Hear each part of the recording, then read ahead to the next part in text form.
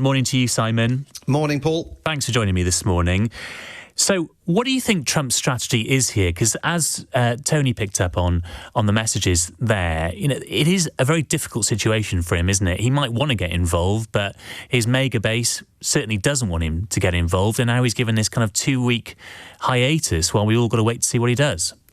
Yes, I think Donald Trump is battling with Donald Trump in the same way as the MAGA base is battling with the MAGA base. And Tony's absolutely right to identify some of those very prominent voices that over the last week from within Donald Trump's America First wing of the MAGA movement have absolutely been urging him under no circumstances to get embroiled in Iran. They have a variety of different reasons for advancing that argument, but primarily they don't identify any national security interest for the United States in the conflict. And they say, if you cast your mind back to Donald Trump's second inaugural address on January the 20th of this year, as he had done on the campaign trail last year, he made it absolutely clear that he wants to be remembered for the wars that he doesn't get into and the wars that he ends rather than the wars that he starts. So you've got this very active now group of influencers, Tucker Carlson, Joe Rogan, Candace Owens, a whole host of them, urging the president not to get embroiled. But then equally, you've got the more sort of pro-interventionist wing of the MAGA movement, symbolized by people like the president's own ambassador to Israel, Ambassador Mike Huckabee, the former Secretary of State, Mike Pompeo, many of them evangelical Christians, all of them arguing that U.S. support for Israel needs to be absolutely ironclad, and this is Donald Trump's big opportunity to go in and make history by once and for all derailing Iran's nuclear ambitions. And I think what we've seen over the last week is Donald Trump, tussling with himself. There's part of Donald Trump that wants to embrace that kind of Richard Nixon madman theory of the American presidency, as Nixon did with regard to the Vietnam War. He always wanted the North Vietnamese to be on the back foot, wondering what he was capable of, just how crazy could he be.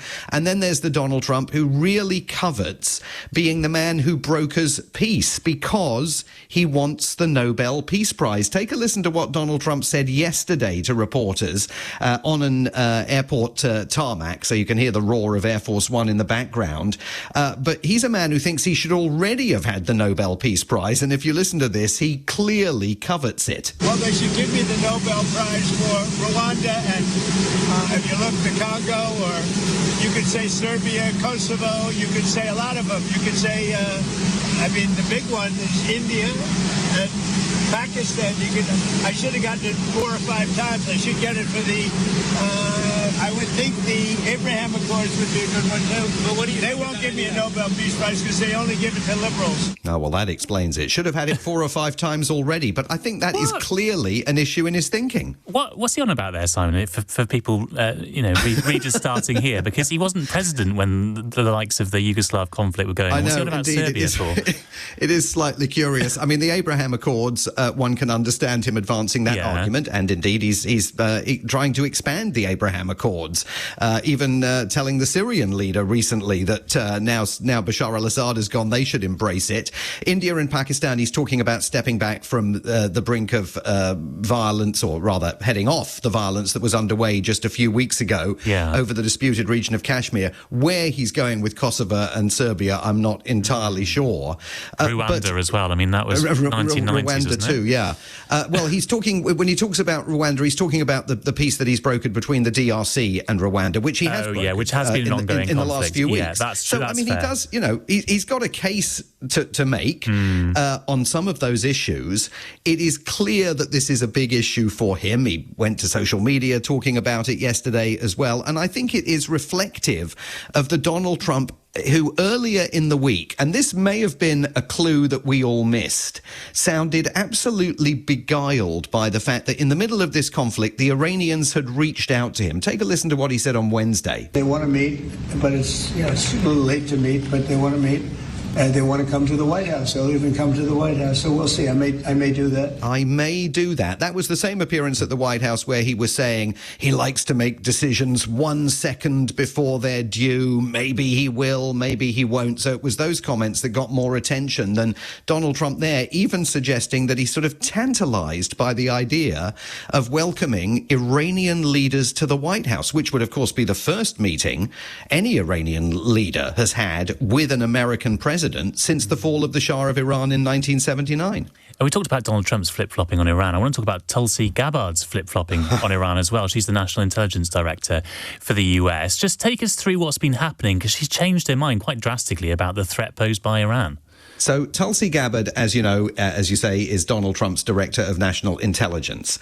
And she's a controversial figure within the United States because Hillary Clinton voiced the criticism of Tulsi Gabbard that many people have voiced, which is that she's a little bit too close to the Russians for comfort. So there is suspicion, certainly across Washington, D.C., of Tulsi Gabbard outside Donald Trump's Make America Great Again circles, and frankly, even within them. Now, she is the Director of National Intelligence. She testified under oath in March of this year and said that the intelligence community, which she was representing in that testimony in the United States, did not believe that Iran had a nuclear weapon, was about to get one, or even that the Ayatollah Ali Khamenei, Iran's supreme leader, had reauthorized Iran's nuclear program. And so everybody listened to that back in March and thought, oh, well, you know, we're not going to war with Iran then.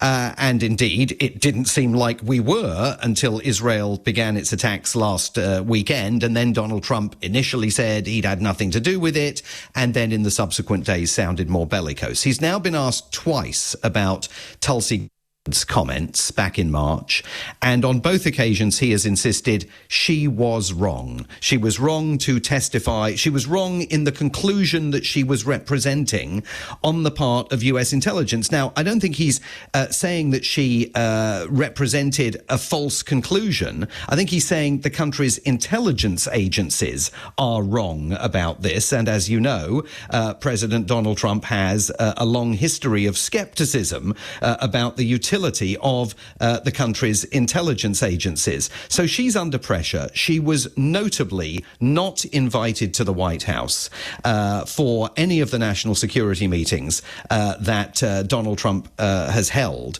So she's really been frozen out. And there is speculation that she may not last long in Donald Trump's cabinet. But there has been this rift between the two of them. And I haven't seen, is she walking that back now and making a suggestion that she does actually think Iran has a nuclear weapon? I've not seen that. I'm not sure anyone lasts long in Donald Trump's cabinet anyway, so she may as well start counting her days.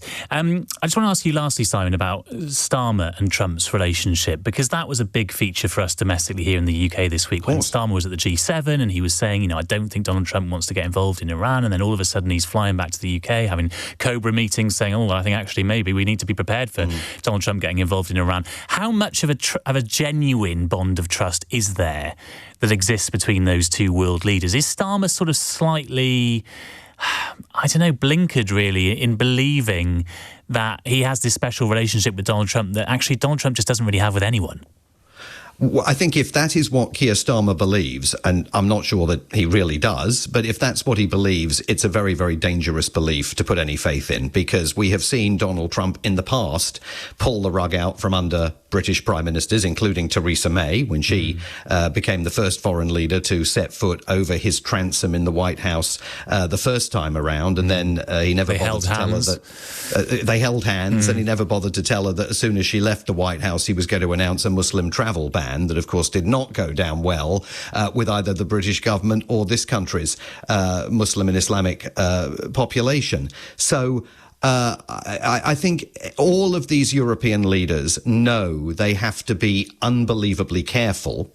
The European leaders who are not Keir Starmer look jealously on the relationship that Keir Starmer has managed to forge with Donald Trump. And Donald Trump is open about the fact that he likes the UK, he likes Keir Starmer. You know, for the moment at least, everything is rosy in the relationship, which may, of course, have something to do with Donald Trump's golf interests here and his business investments here.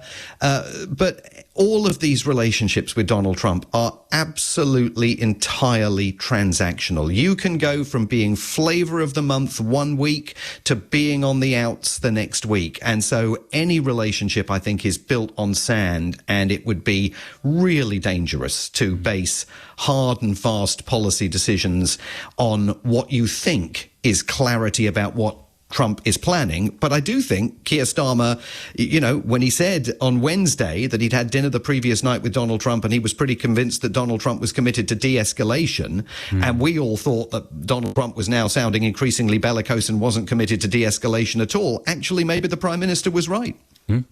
All right, Simon, let's see what happens in the coming few days. You're going to have a busy week as well, because you are back sitting in for Ian Dale this week from 7 p.m. Good luck with all those shows, and thanks again for joining me this morning.